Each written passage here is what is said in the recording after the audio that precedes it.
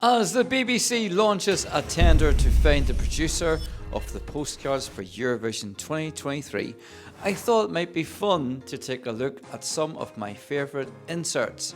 These 40 or 45 seconds of cinematic genius that lead us into each of the songs and, more importantly, give the stagehands some precious cover to hurriedly rearrange the stage for the next artist.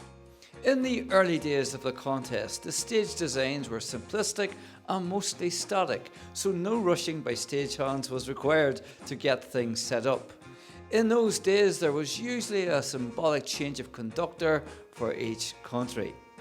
The concept of postcards came about at the 1970 contest in Amsterdam, and it was a rare opportunity for the viewing public to get a sense of the performer's personality and interests. For example, we saw the Yugoslav singer Eva throwing snowballs, presumably in Slovenia where she was from, Julio Iglesias spinning a football on his finger, or our very own Donna skipping around Dublin.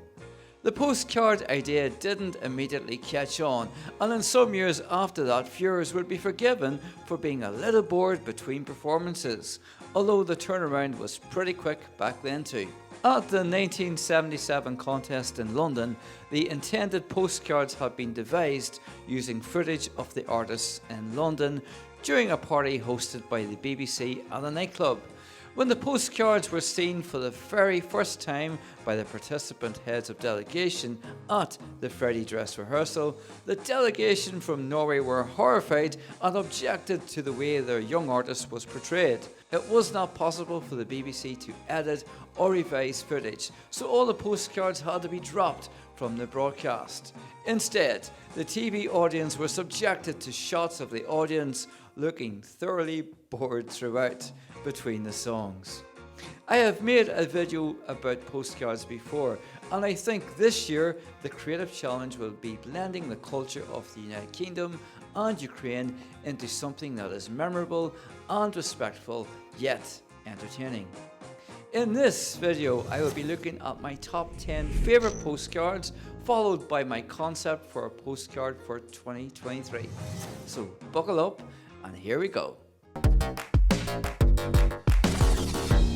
This contest was held in Latvia. The postcard idea is simplistic enough with some video footage of the performers during rehearsals, but it gave us an idea of how those rehearsals had gone down for the performers, some better than others.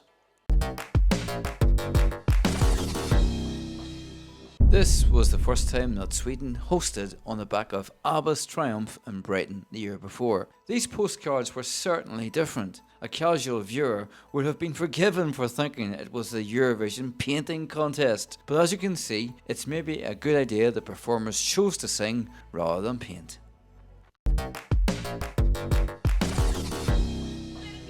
Back in Rome in 1991, the Italians decided to ask the performers to sing an Italian ditty, with an Italian landmark selected by the performer, which best represented them and their personality.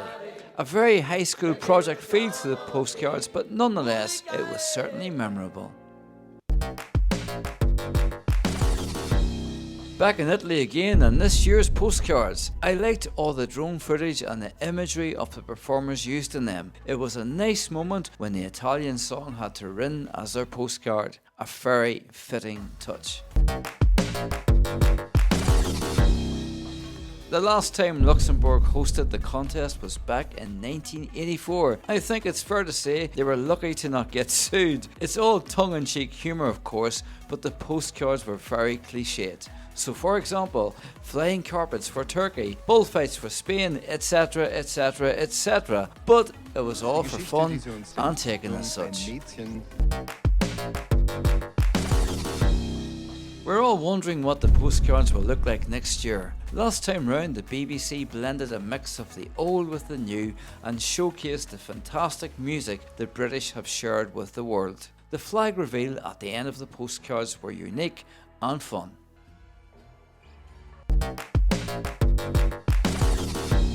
It was was the second time in a row for RTE, who hosted the contest we love so much in Dublin. Irish contests and postcards have traditionally showcased the delights of the country, but I think 1994 stands out as uniquely Irish. I like that much of the country was showcased, including counties Armagh, Tyrone, Derry and the North Coast. I really liked the logo that was used each time for the title of each song, with the way the stars fell in.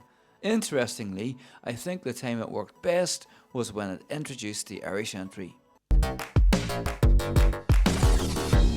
SVT certainly know how to organise a contest. I was in the arena for all 3 live shows held in Globin in 2016. The postcards had a similar structure to those used in 2013 in Malmo, but I liked the simplicity of these. As you can tell from my top 10, I like when a performer is showcased in their natural environment, and SVT did a good job once again of giving us a feel for the contestants.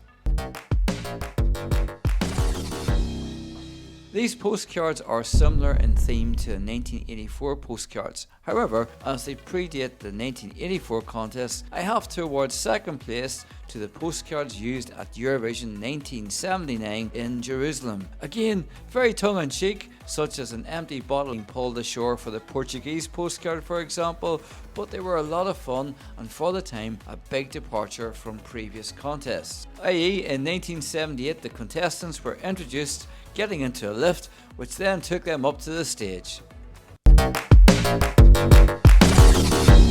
And finally, it's my number 1 spot.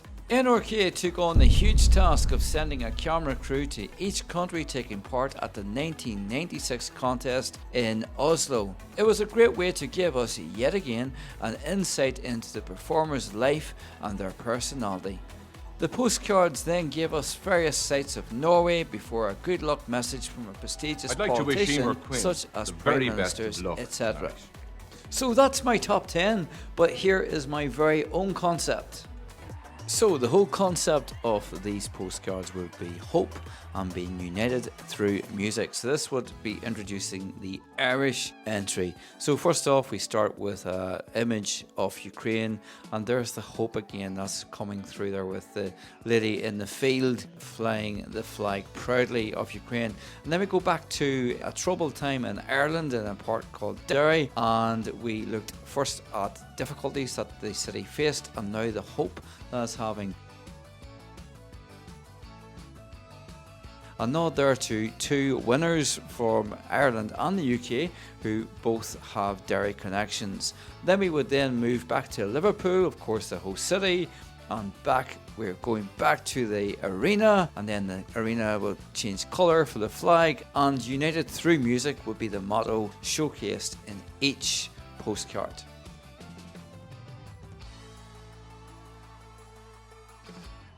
What are some of your favourite postcards from yesteryear?